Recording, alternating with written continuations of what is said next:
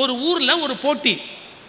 என்ன போட்டினா பசுமாட்டை அப்படியே தூக்கி தோள் மேல வச்சு சுத்தணும். பசுமாட்டை ஈஸி இல்ல. ஒரு பசுமாட்டை ரெண்டு காலை பிடிச்சி நாலு காலையும் தூக்கி தோள் மேல வச்சு சுத்த முடியுமா? எல்லாரும் தோத்து போறான். அங்கேருந்து ஒரு பையன் வந்தான், திடீர்னு விறுவிறுன்னு வந்து ரெண்டு காலையும் அப்படி பிடிச்சான், தூக்கி தலைமையில வச்சான், பசுமாட்டை கிருகிருன்னு சுத்திட்டு கீழே இறக்கி விட்டான். எல்லாரும் திகைச்சு போய் கேட்டான், எப்படிடா பசுமாட்டை ஒன்னால சுமக்க முடிஞ்சது, சுத்த முடிஞ்சது? அவன் சொன்னான், எங்க வீட்டில் ஒரு பசு கண்ணுக்குட்டி போட்டுச்சு. கண்ணுக்குட்டியா இருந்த நாள்ல இருந்து எனக்கு டெய்லி விளையாட்டு என்ன தெரியுமா? வருவேன் காலேஜ்ல இருந்து, அந்த கண்ணுக்குட்டியை தூக்குவேன், தலைமையில வச்சு ஒரு சுத்துவேன். இந்த கண்ணுக்குட்டி டெய்லி கொஞ்சம் கொஞ்சமா வளர்ந்துகிட்டே தான் இருந்தது. ஆனா தினந்தோறும் நான் அந்த கண்ணுக்குட்டியை எடுத்து தலையில சுத்தினதுனால அது வளர்ந்தது என்னை பாதிக்கல.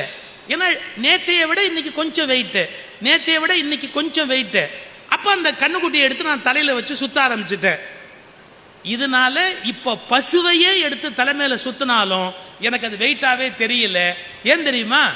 ஒரே நாள் திடீர்னு எல்லா வெயிட்டையும் தூக்க முடியாது. ஆனா கொஞ்சம் கொஞ்சமா வெயிட் கூட தூக்குனா அதை தூக்கிட முடியும். என்ன சொல்ல வராரு?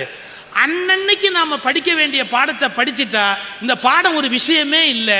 எல்லாத்தையும் எக்ஸாமுக்கு 2 நாள் முன்னாடி எடுத்து வச்சா பசுமாட்டை தூக்குற கதை தான்.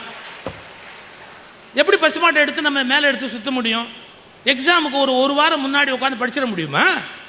சாயங்காலம் போன உடனே அன்னைக்கு என்னவோ எல்லாத்துக்கும் இருக்குன்னு தூக்கி உள்ள இழுத்துட்டோம்னா, கிராஸ் பண்ணி உள்ள வாங்கிட்டோம்னா அன்னைய வேலை அன்னையோட முடிஞ்சது. அப்புறம் எக்ஸாம் போது டென்ஷனா இருக்க வேண்டிய அவசியமே இல்லை. இதை விட நான் இப்ப கேள்வி கேட்பேன், அதுக்கு யாராவது ஒருத்தர் ஒரு பதில் சொல்லணும். நீ வீட்டில் படிச்சு ப்ரிப்பேர் பண்ண விஷயம் எது? நீ வீட்டில் படிச்சு ஆன்சர் தெரிஞ்ச ஒரு கொஸ்டின் எக்ஸாம் ஹாலில் வந்து நீ எழுதாம விட்டது நடந்திருக்கா, நடக்கலையா? தம்பி கை தூக்கணும்ல, பயப்படாத, பா பா. மைக் இருக்கா? ஹேண்ட் மைக் இருக்கா?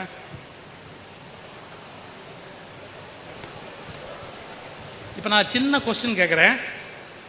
வீட்டில் நீ ப்ரிப்பேர் பண்ணி உனக்கு ஆன்சர் தெரிஞ்ச கொஸ்டின் எக்ஸாம்ல வந்து அதே கொஸ்டின் எழுத முடியாம போன வாய்ப்பு ஏன் நடந்ததுன்னு என்னைக்காவது யோசிச்சிருக்கியா? ஏன் நடந்திருக்குன்னு சொல்ற, ஏன் நடந்ததுன்னு யோசிச்சியா? இல்ல யோசிக்கலாம். சொல்லு, ஏன் சொல்லு.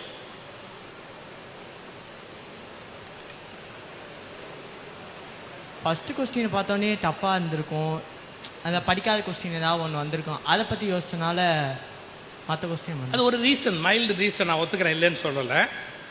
இது தெரியும் உனக்கு, அது எக்ஸாம் ஹாலில் எழுதியிருக்கலாம், எழுத முடியாம என்னமோ ஒன்று தடுத்துரும். அது என்னன்னு யோசிச்சிருக்கீங்களா? ஆன்சர் ஞாபகத்துக்கு வராது எழுதுறதுக்கு. இதை யாராவது யோசிச்சிருக்கீங்களா?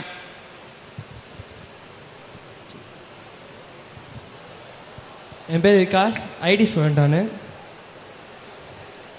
2 விஷயம். மொத கொஸ்டின் அதை அட்டன் பண்ணும்போது எனக்கே செல்ஃப் கான்ஃபிடன்ஸ் குறையும். இது படிக்கிறது கடைசி நேரத்தில் எது தெரியாதோ அதெல்லாம் கண்டிப்பாக படிச்சிருப்பேன். அப்போது எது நல்லா தெரியுங்கிற ஒரு மெதப்பில் விட்டனால அந்த பயம் என்ன செய்யும், என்னை பாதிக்கும். 2வது பதட்டம், தப்பாக எழுதிடுவோமோ விட்டுருவோமோ. அந்த பதட்டம்னா என்ன? பதட்டம்னா ஒரு பொறுப்பு ஏற்றுக்கும் போதோ உள்ள ஒரு விஷயத்த நான் என்னால் செய்ய முடியும் அப்படிங்கிற செல்ஃப் கான்ஃபிடன்ஸ் வளர்த்துட்டு போயிடுவோம். அந்த செய்யும் போது கடைசி நேரத்தில் ஒரு குழப்பம் வரும், செஞ்சிருவோமா மாட்டோமா. இன்னும் கொஞ்சம் ஷார்ப்பா டெஃபினேஷன் சொல்லணும்னா, உன் திறமைக்கும் டாஸ்க்குக்கும், இது செய்ய வேண்டியது டாஸ்க், செய்ய வேண்டிய ஒரு வேலை. உன் திறமைன்னு ஒன்று இருக்கு, உன் டாஸ்க்குக்கும் திறமைக்கும் இடையில இருக்கிற இடைவெளி பதட்டம் எடுத்துக்கலாமா? அது செய்ய வேண்டிய டாஸ்க், எனக்கு ஒரு திறமை, ரெண்டுக்கும் ஒரு கேப் விழுது.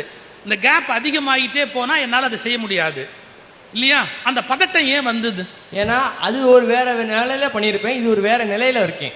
அதாவது படிக்கும் போதும் இருக்கும் போதும் ஒரு அமைதியான நிலையில மனநிலையில உட்கார்ந்துருப்பேன். அங்க போகும்போது மனசுல 1008 ஓடும்.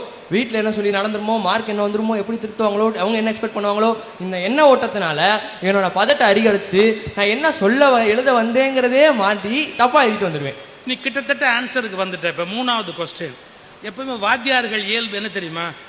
சரியா பதில் சொன்னவங்கள உட்கார விட மாட்டாங்க.